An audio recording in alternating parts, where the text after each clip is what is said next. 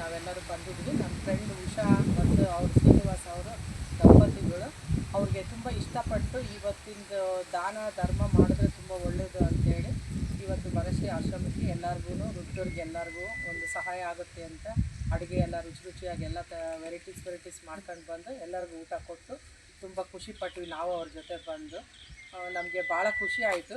ಇದು ಬೇರೆಯವ್ರಿಗೂ ಪ್ರೇರಣೆ ಆಗಬೇಕು. ಒಂದು ಹೋಟ್ಲಿಗೆ ಹೋದರೆ ಒಂದು 2,000-3,000 ಖರ್ಚಾಗುತ್ತೆ. ಅದ್ರ ಬದಲು ಇಂಥದಕ್ಕೆ ಬಂದು ಸಹಾಯ ಮಾಡಿದ್ರೆ ಅವ್ರಿಗೂ ಚೆನ್ನಾಗಿರುತ್ತೆ. ನಾವು ಒಬ್ರಿಗೆ ಸಹಾಯ ಮಾಡಿದಾಗ ಭಾಳ ಆಗ ಖುಷಿ ಜಾಸ್ತಿ ಇರುತ್ತೆ, ನಮಗೆ ಖುಷಿ ಅದರಲ್ಲಿ. ಅದಕ್ಕೆ ಈ ರೀತಿ ಮಾಡೋದು ಭಾಳ ಒಳ್ಳೆಯದು ಅಂತ ನನಗೆ ಅನ್ನಿಸ್ತು. ಇವತ್ತು 33 ಜನಕ್ಕೆ ಹಂಚಬೇಕು ಅನ್ನೋದು ಒಂದಿದೆ ಶಾಸ್ತ್ರದ ಪ್ರಕಾರ.